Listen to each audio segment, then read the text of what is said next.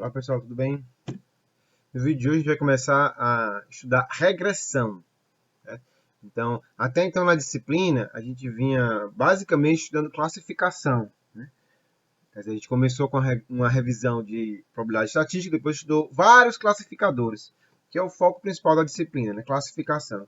E no vídeo passado, a gente estudou sobre técnicas de seleção de atributos ou redução de dimensionalidade, mas com um foco maior em classificação também, fazer seleção de atributos e redução de dimensionalidade para classificação. Agora a gente vai ver um problema diferente, a gente vai ver um problema de regressão. Tá?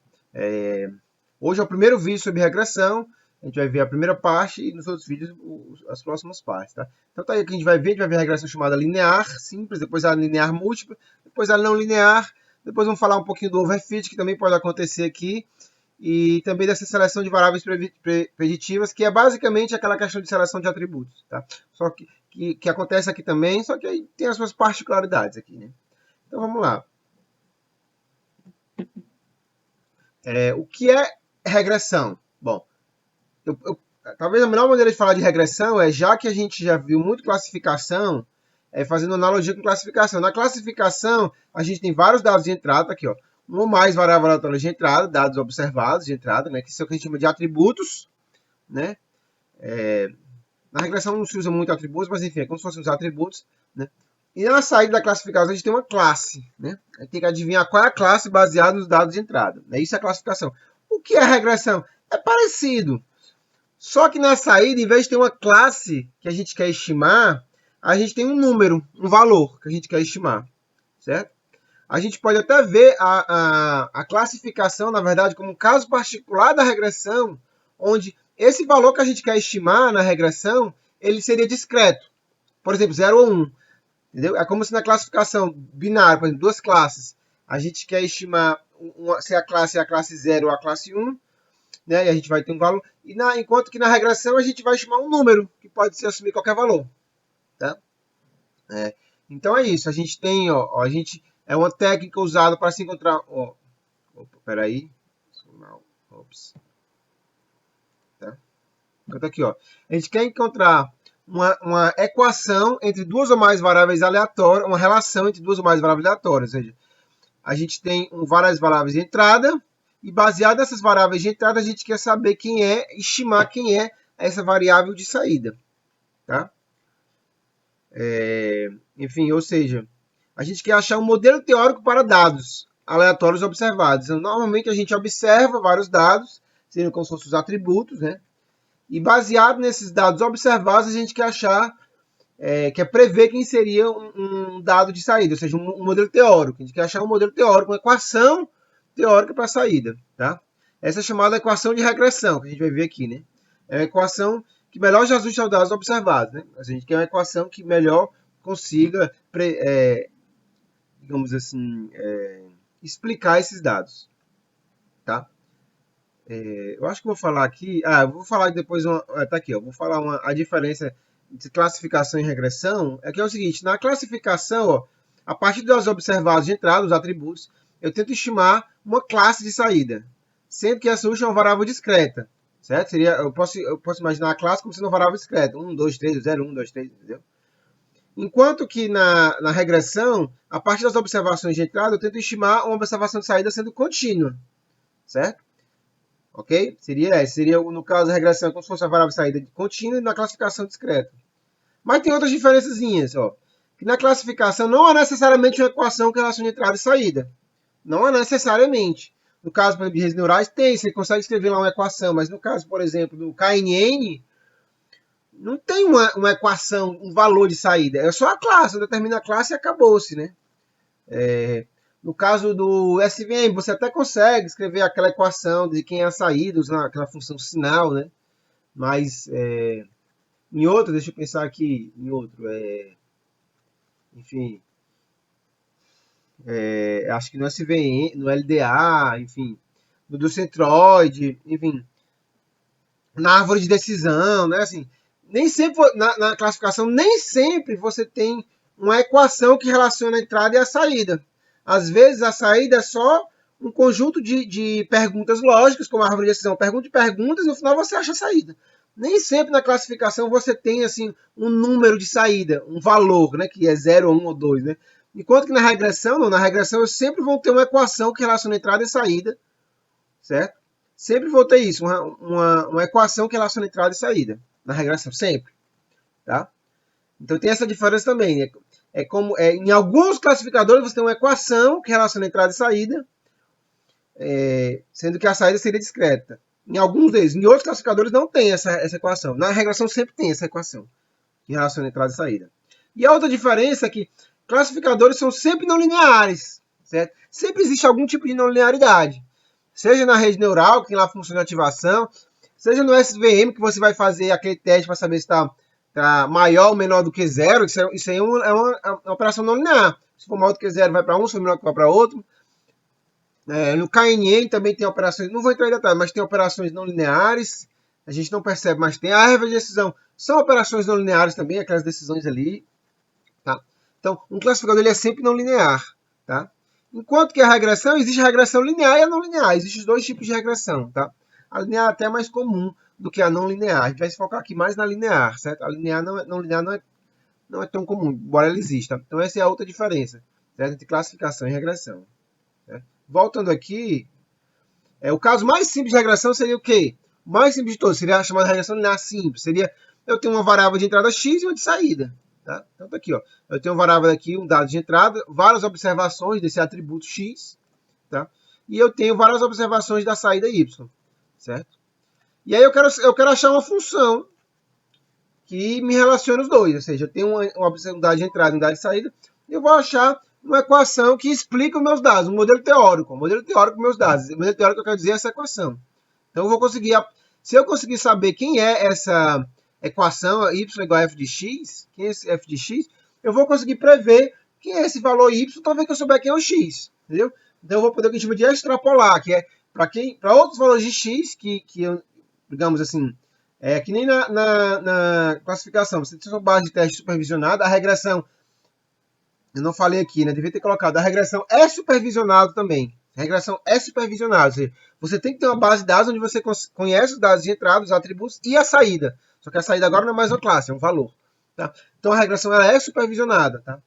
Então, assim como na classificação, que você treina o seu algoritmo para quando vierem novos dados, né, você conseguir adivinhar quem é a classe, aqui é a mesma coisa. Você vai treinar a sua regressão, certo? Com a base de dados supervisionada, para quando vierem novos dados, você conseguir prever quem seria o valor de y. Então, essa é a ideia. Então, quando vierem novos dados, sabendo a função f de x, você agora vai conseguir prever quem é o y, certo? Para novos dados. Usando a base de treinamento, você vai achar quem é o f de x. Tá? Então, tá aqui, ó, previsões sobre o comportamento futuro de algum fenômeno da realidade. É isso. Então, sabendo, você vai conseguir prever como essa equação se comportaria para novos casos. Eu extrapolo-se para o futuro as relações de causa e efeito já observadas no passado. Tá? Então, é isso que eu acabei de falar. Né? Você vai treinar, é supervisionada a regressão, e aí, quando você acha a sua equação para novos dados x, você consegue extrapolar, saber quem seria a saída para esses novos dados x. Né? Ok? Isso aqui eu estou tratando do caso mais simples, eu tenho apenas uma equação de entrada e de saída, por enquanto, só para a gente entender melhor. Esses dados eu já falei. Tá? Então, e aí fica a primeira pergunta, né? Qual a função f de x eu posso usar? Então, normalmente não existe uma resposta genérica que a função f de x eu posso usar, né? Normalmente o mais comum é usar uma reta, né? Uma reta no caso de uma só variável, no caso de duas variáveis, um plano, no caso de três variáveis, um hiperplano. Normalmente é uma equação linear que a gente usa, porque é o mais simples, né? Mas depende da aplicação, certo? Eu vou ter que verificar o gráfico de dispersão para saber que modelo usar. Como assim? Por exemplo, vamos supor que eu vou tentar desenhar aqui no Paint. Vamos supor que está aqui, eu vou desenhar o caso só com uma variável de entrada e uma de saída, certo? Aí está aqui, certo? Está aqui os seus dados aqui, eles estão aqui, ó. Vou botar aqui, ó. Já estou dando para ver, vou aumentar aqui o zoom. Tá aqui, ó. Vamos supor que os dados estão assim, ó. Aí você consegue imaginar, grosso modo, eu posso passar uma reta aqui. Beleza, show de bola. Mas imagine agora que os dados não estão assim, certo? Imagina que os dados estão, sei lá. Imagina agora, vou colocar aqui de novo, que os dados estão, sei lá, assim, certo? Então aqui, dificilmente você vai olhar para esses dados e imaginar, não, eu vou traçar uma reta aqui, né? Porque isso aqui não tem nada a ver com uma reta, né? Tá? Então aqui você pode imaginar, talvez aqui uma parábola sirva, né? Ó, talvez aqui uma parábola dê bem, talvez isso aqui, entendeu? Né? Aí talvez você ache, não, talvez isso aqui, alguns os dados estão assim agora, ixi Maria, agora uma parábola já não serve, tem que ser talvez um seno, um cosseno, ou algo de ordem 3, um polinômio de ordem 3, enfim. De acordo com o gráfico de dispersão, você tem uma ideia de qual modelo você vai utilizar, certo? Tá? Não existe uma resposta genérica para isso. Okay? Em geral, você usa modelos lineares, ou quando lineares, na maioria dos casos, ou se você achar que não serve um linear, normalmente você vai para o polinomial, algum modelo polinomial, tá? Porque também são mais simples de lidar. Os modelos tipo cosseno aí são mais complicados. Tá?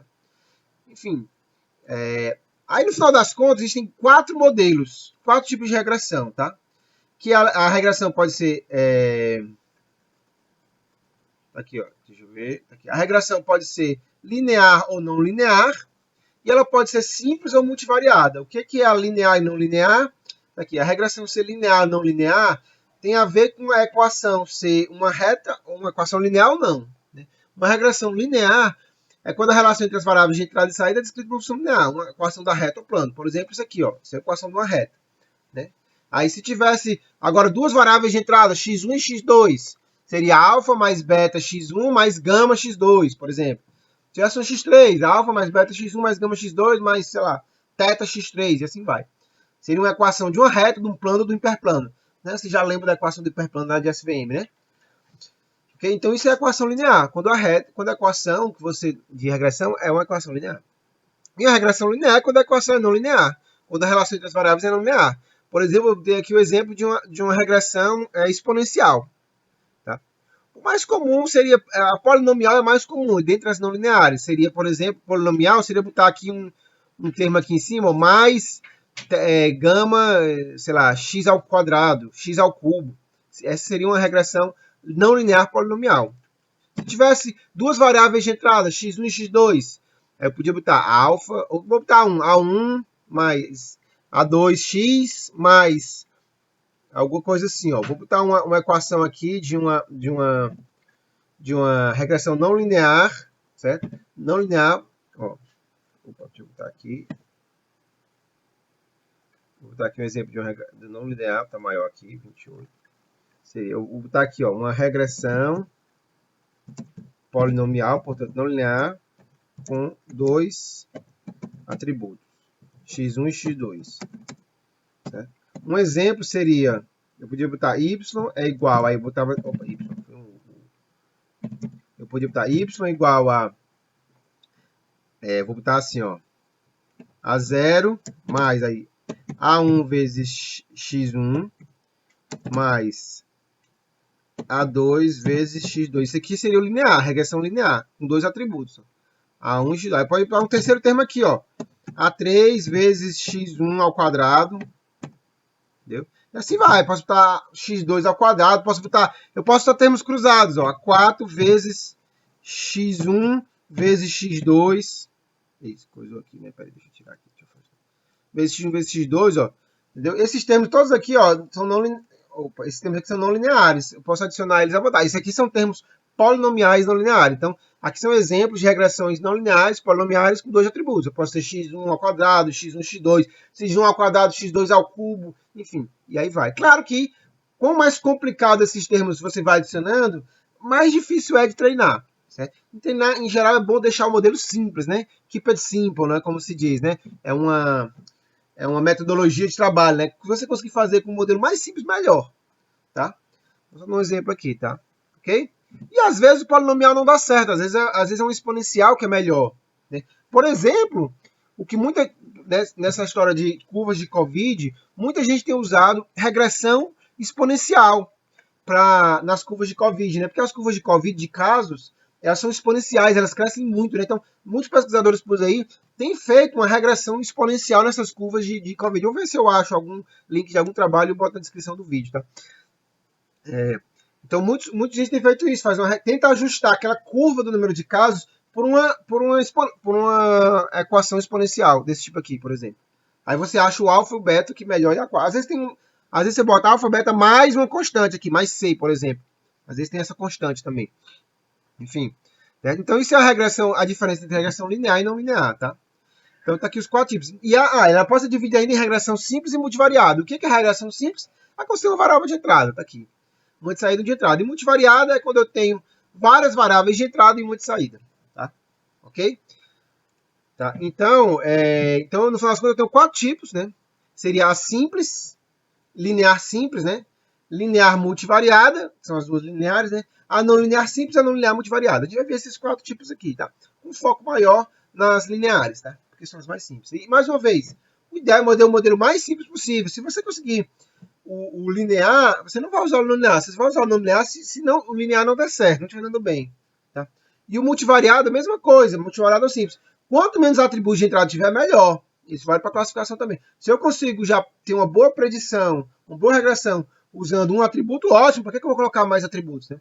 Quanto menos atributos tiver, melhor. E quanto mais simples for a equação de regressão, melhor. Tá? Ok? Ok, então vamos aqui. Então, é muito comum em regressão a gente ver o scatter plot, né, que é aquele gráfico de dispersão, né, que é simplesmente, aqui está no gráfico de uma variável de entrada. Uma de entrada aqui é de saída. Né? A diferença, preste bem atenção, pessoal, nisso aqui. A diferença para classificação é que, normalmente em classificação, a gente coloca aqui no scatter plot, no eixo X, um atributo e no eixo Y, o outro atributo. É o mais comum, o scatter plot 2D é isso. Você vai botar no eixo X um atributo e no eixo Y outro atributo. E aí você coloca as diferentes classes com diferentes cores, né? Uma classe com uma cor, outra classe com outra cor. Normalmente a gente faz assim, né? Aqui na regressão, normalmente, a gente faz o quê? No eixo X a gente coloca a variável de entrada e no Y a de saída. Isso se for uma regressão simples, né? Se for, entendeu? Então, por quê? Porque lá na classificação não tem um número de saída. Então a gente não plota no eixo Y uma saída. Tá? Aqui, então normalmente é um atributo no eixo X e outro atributo no eixo Y. Aqui na regressão, normalmente é um atributo no eixo X e a saída no eixo Y. Tá? Se você quiser olhar com 2 atributos, você vai ter que ter um gráfico 3D. Vou mostrar isso no próximo vídeo no MATLAB. Certo? Então, se for 2 atributos, você bota um gráfico 3D, 2 atributos e no outro a saída. Mas, no caso, o mais comum é você ver esse gráfico aqui, o gráfico com uma regressão linear simples, né, que você tem no eixo X um atributo, no eixo Y outro atributo. Então, é isso. Aqui mostra o seguinte. A regressão linear vai tentar passar uma reta que mais se aproxima desses valores aqui. Tá? Okay? Então, eu vou procurar a reta que mais me ajusta a esses pontos aqui. Tá? Ou seja, a regressão linear observa. Está errado aqui, se observa, né? Está errado. A regressão linear vai observar se há uma tendência, um eixo na nuvem de pontos. Tá? A gente já viu. Pronto. Agora vimos a introdução à regressão, tá? E agora vamos, então, ver a regressão linear simples, né?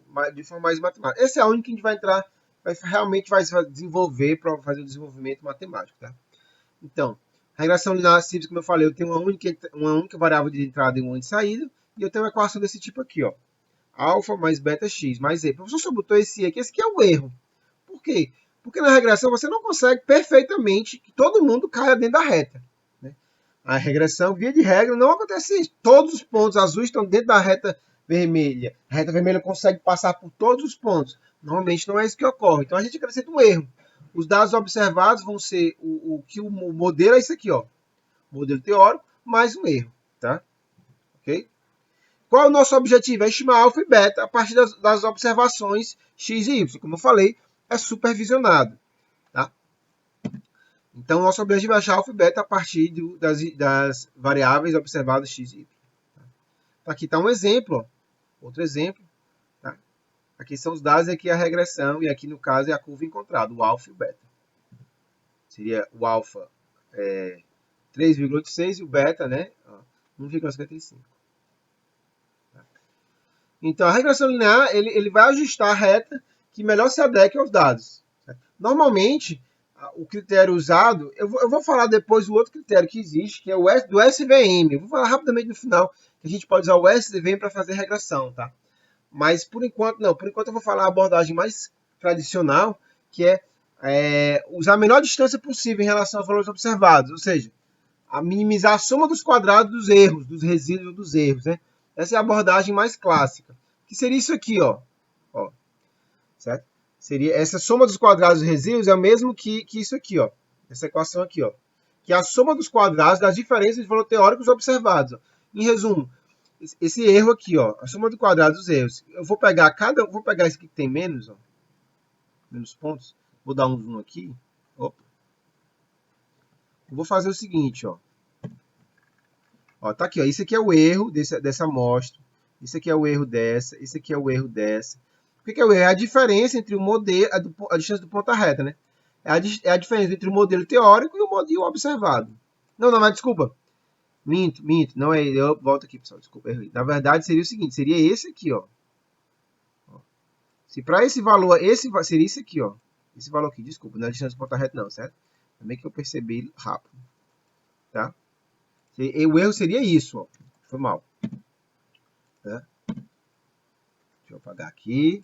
Então, só corrigindo, pessoal, o erro é o seguinte. Então, por exemplo, aqui para 120, ó. Para 120, o modelo teórico deu isso aqui, ó. E o modelo observado deu esse azul aqui. Então, esse aqui é o erro. Essa partezinha vermelha é o erro. Nesse aqui, ó. Aqui 160, aqui é o modelo teórico e o observado é esse aqui. Então, essa parte vermelha. Então, isso aqui são os erros entre o teórico e o observado. Não é a distância do ponta reta, tá, pessoal? Desculpa aí. Tá bom? São esses valores aqui, ó.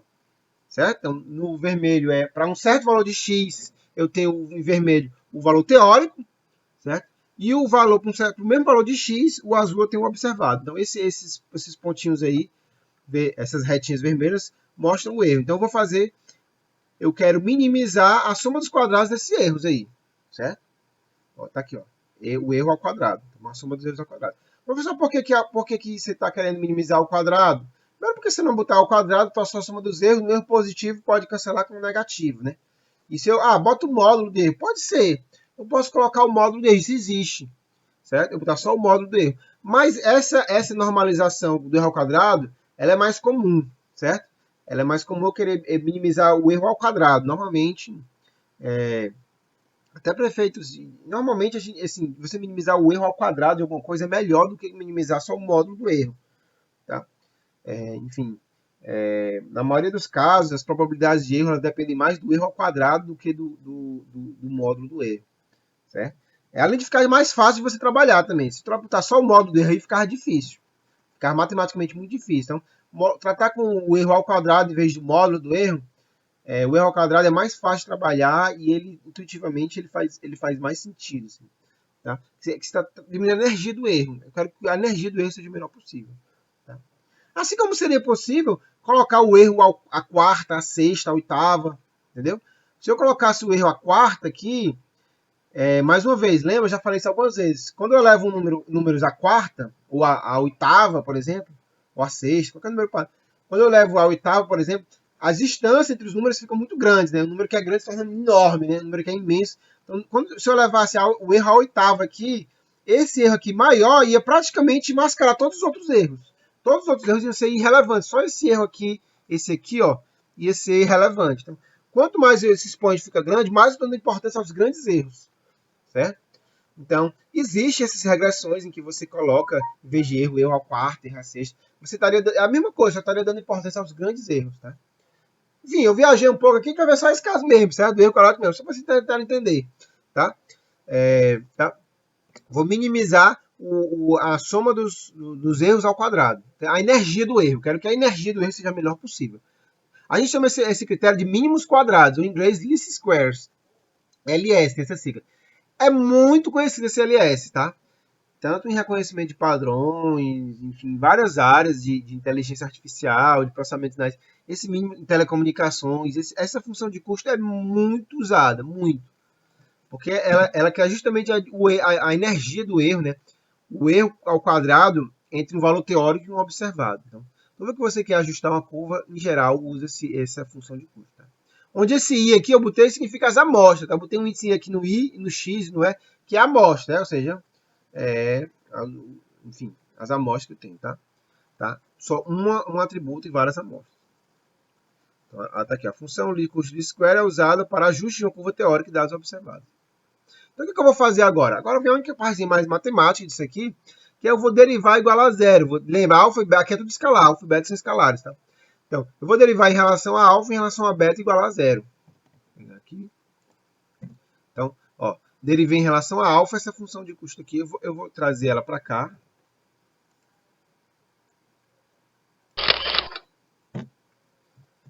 Certo? Trazer ela para cá, eu vou derivar isso em relação a alfa. Tá? Então, quando eu derivo em relação a alfa, vai ficar duas vezes isso aqui, né? Ó, regra da cadeia, o 2 eu botei para fora, duas vezes isso aqui. Agora eu vou derivar o de dentro, né? Certo?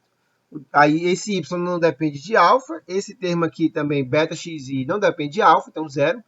E derivando menos alfa em relação a alfa, dá menos 1. Tá? Então aqui fica o menos 1 que eu botei para fora, o menos 1. Então ficou menos 2 vezes isso igual a zero. Tá? E chego nessa equação aqui. O que eu vou fazer agora? Esse menos 2 eu vou tirar, né? Posso cancelar esse menos 2, tá? Aí essa parte aqui, ó eu vou botar para cá, certo? Botei para cá, pro lado esquerdo da equação, e do lado direito da equação vai ficar, ó, esse alfa, vai ficar alfa, esse terminho aqui, alfa. Eu vou primeiro pro beta, o beta é mais fácil, tá aqui. Esse terminho aqui, beta, foi pro outro lado, ficou positivo e ficou isso, certo? Beta xi. E esse terminho em alfa aqui, ó, certo? Esse terminho em alfa, como alfa ficaria somatório de igual a 1 até n de alfa, mas alfa é uma constante. Quando você tem isso, um somatório de uma constante, somatório de 1 até n de alfa, é como se eu estivesse somando alfa n vezes, né? Alfa mais alfa n vezes, ou seja, dá alfa vezes n, tá bom? E aí, nessa equação aqui, o que eu fiz? Eu dividi por n. Dividi por n, deu isso, depois isso, e tirei o beta aqui do somatório. Tá? Então, eu cheguei nessa equação aqui, ó, de baixo. Isso aqui é a média do y, eu estou chamando de y barra, média amostral. Isso aqui é a média do x, eu estou chamando de x barra. Né? Aí eu joguei tudo para o outro lado, isolei o alfa, tá aqui. O alfa é isso. O alfa em função do beta, né? Tá? Então, é isso. O alfa é isso aqui. Tá? Ok? Quem não entendeu, volta lá, dá uma olhadinha nessas equações, pausa o vídeo, enfim. Ok? Mas é importante entender isso aqui. Agora vamos derivar em relação a beta. Vou derivar isso aqui em relação a beta. Ah, já está ali. Ok? Então, a mesma coisa. Regra da cadeia ficou duas vezes isso. Ó, duas vezes isso. Agora eu vou derivar o de dentro em relação a beta. Isso aqui, o y de não depende de beta. O alfa não depende de beta. E esse último termo depende de beta. Vai dar menos xi. Derivando esse último terminho aqui, vai dar menos xi. Então ficou aqui, ó, o xi e o menos eu botei aqui para fora. Certo? Aí aqui agora, o que eu fiz? Mesma coisa. Eu vou botar esse termo aqui, ó. Agora vai ficar o y multiplicado... O menos 2 eu joguei para fora, eu eliminei. O y multiplica pelo x e joguei para o lado esquerdo da equação. Tá aqui, ó. Tá? Aí, esse termo aqui em beta, ó. O beta vai ficar xi ao quadrado. Tá aqui ele, ó. Já coloquei o beta para fora do somatório. Tá? Okay? E por fim, o alfa agora não vai ficar uma constante, vai ficar alfa vezes xi, ó. Vai ficar alfa vezes xi. Então agora não, o alfa não é mais uma constante. Eu posso tirar, aliás, ele é uma constante, mas eu posso tirar ele do somatório, mas o somatório fica isso. Tá? Somatório em xi. Tá? Certo? Ok, galera? Então vamos lá. Esses termos aqui, eles são conhecidos. Ó. Isso aqui, ó. O que eu fiz? Ficou faltando. Enfim, eu vou dividir todo mundo por n.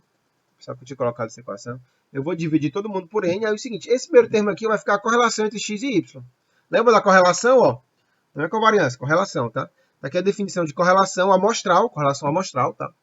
Entre x e y, eu dividi por n, tá? Okay? Aí, esse termo do meio aqui, eu dividi por n, ficou alfa vezes a média de x, ó. Tá aqui, ó. Alfa vezes a média de x, média amostral. E esse último termo aqui, ó, ficou como se fosse a correlação, dividido por n, ficou a correlação entre x e x. Certo? Correlação entre x e x. Tá? Isso a gente chama de valor quadrático médio, mas eu vou deixar como correlação para ficar mais simples, tá? Mas a gente chama isso de valor quadrático médio do x, quando é exatamente isso aqui dividido por n, seria o valor quadrático médio. É porque a média do valor quadrático. Tá? Então chegamos nessa equação bem simplificada, olha que bonitinha. Agora eu vou fazer o quê? Vou tirar isso aqui e vou pegar isso aqui, ó, e vou levar para outra equação lá. Aqui, vou copiar. Pronto. Agora eu vou substituir essa equação aqui, ó, aqui dentro.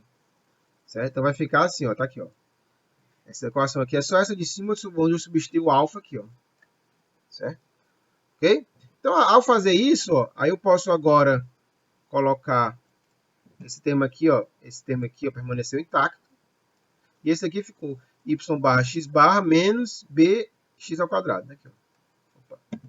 Menos bx ao quadrado. Então, temos isso aqui, ó. Beleza? Essa equaçãozinha. Bom, agora é só isolar o b. Nessa equação aqui, eu tenho só que isolar o b. Tá?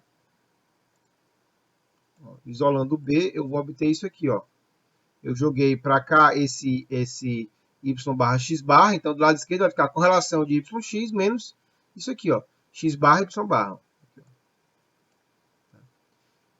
E aqui eu vou botar o b em evidência, do que sobrar aqui eu vou botar o b em evidência, vai beta, desculpa. Beta vai ficar a correlação de x com x menos x barra ao quadrado. Correlação de x com x menos x barra ao quadrado. Então, só isolei, então o beta, no final das contas, dá isso. Essa é a expressão para o beta. Tá? Bom, você já pode usar essa expressão se você quiser. Tá? Mas eu posso ainda expressar isso aqui, ó. Ó, tem essa relação aqui, não sei se vocês lembram dessa relação, ó, da variância. A variância pode ser expressa dessa forma aqui, ó. Vamos lembrar o que é a variância? A variância é a esperança de x menos a média ao quadrado. Tudo isso ao quadrado. É a esperança de, abre parênteses, x menos a média ao quadrado. Aí você pode expressar a variância assim. Tá? Aqui no caso é a variância amostral, ou estatística. Isso aqui é a variância estatística, mas serve para a variância amostral também. Tá? Aqui eu sem querer botei, acabou de botar aqui agora. Botei a equação da variância estatística, mas serve para a variância amostral também, né? Então, ó, isso aqui embaixo é a variância. Ó. Lembra isso aqui, ó.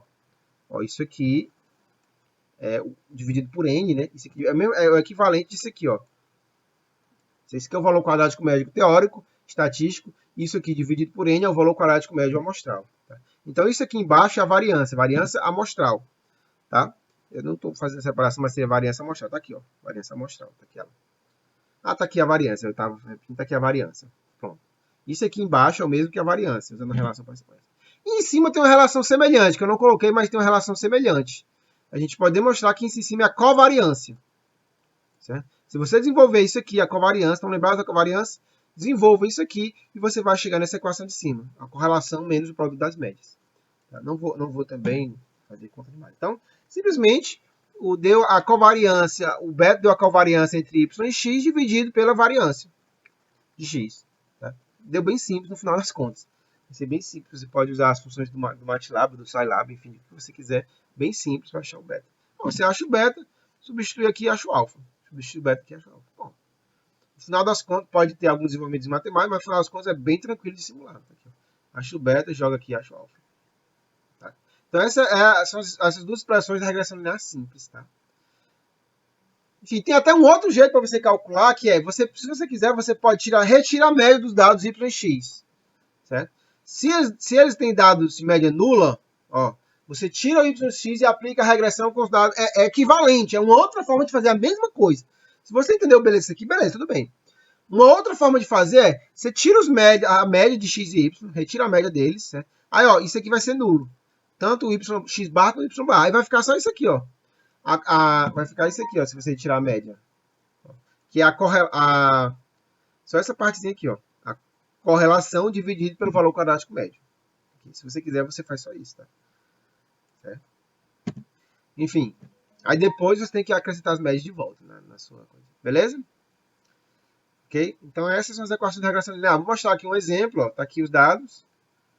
Aí, enfim, achou o beta e o alfa naquelas equações e está aqui a reta. Você vê que a reta tende a passar perto dos pontos. Ó. Ela está um pouco mais para longe desses pontos aqui, porque esse ponto está muito longe. Então, esse ponto aqui está puxando a reta para cima um pouco. Tá? Se esse ponto não tivesse, provavelmente essa reta baixaria mais. Tá? Ok? E, enfim, tem a questão da extrapolação, que é o seguinte. Normalmente, quando você faz uma regressão, você considera que aquela regressão só é válida entre x-min e x-max. Aqui, ó. Se eu pegar, tá aqui, ó, x-min e x-max. Seria o menor, nesse exemplo aqui, ó, o menor valor de x quem é 41. e o maior valor é 163. Então, normalmente, quando se faz regressão, você considera que essa equação aqui, ela só é válida, se seria válida, essa equação aqui só seria válida entre 41 e 63. Então, tá vendo que ele só desenhou aqui, ó, nessa faixa aqui, ó, 41 e 63. Então, normalmente, você considera isso, que ele só é válido dentro desse, para fim que a gente chama de interpolação, como se fosse interpolação. Tá? Normalmente considera-se que fora desse intervalo aqui, ele já não é mais válido. Tá? Ok? É isso a abordagem tradicional. Vou deixar isso claro, tá bom? Seria a extrapolação para fora. Tá? Apesar de que, às vezes, se for necessário, você pode usar, entendeu? Depende se na sua aplicação você necessitar, você realiza. Mas o ideal, se não precisar, não realizar. Certo? Mas, às vezes, acaba necessitando. Tá bom? Bom, aqui eu terminei a regressão linear simples, vou mostrar um exemplo do MATLAB e aí a gente termina o vídeo.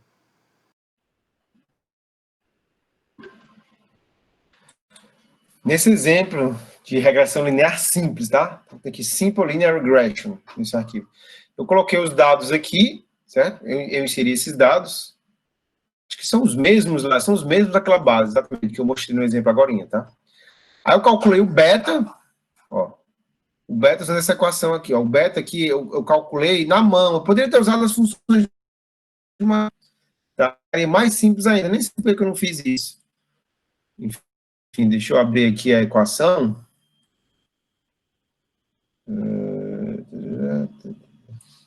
Aqui, eu usei essa equação aqui, ó, de cima, essa aqui, só que eu já não usei nenhuma função de cor, nem variância, eu fiz na mão mesmo. Aqui, a covariância é a média, a soma das as duas médias, enfim, eu fiz na mão, mas essa equação aqui, essa aqui só que eu fiz na mão, você poderia usar as funções do MATLAB. Tá? E aqui o alfa, como eu falei, é essa equação aqui. Tá? Se forem fazer, vocês podem usar a função do MATLAB, vocês não vão fazer o simples, mas os outros vocês podem fazer. Tá? Então, vocês podem, daqui essa equaçãozinha está aqui. Ó. Aí eu usei só a função, a média eu usei aqui, a minha. Né? Pronto. Aí eu fiz aqui fiz a reta, ó, botei a reta eu botei aqui, ó, indo do mínimo do x até o máximo de x, indo com um passo de 0,01. Aqui, ó, então, plotei, ploto o gráfico de dispersão, juntamente com os pontos. Aqui os pontos do gráfico de dispersão. Aqui, ó. Lembra desse ponto aqui que eu falei, ó? Esse ponto aqui, ó, que é o ponto 62, 117. Eu vou tirar ele para vocês verem como é que fica. Ó. 62, 117. Está aqui ela, certo? Agora, eu não vou botar o close all, vou rodar de novo.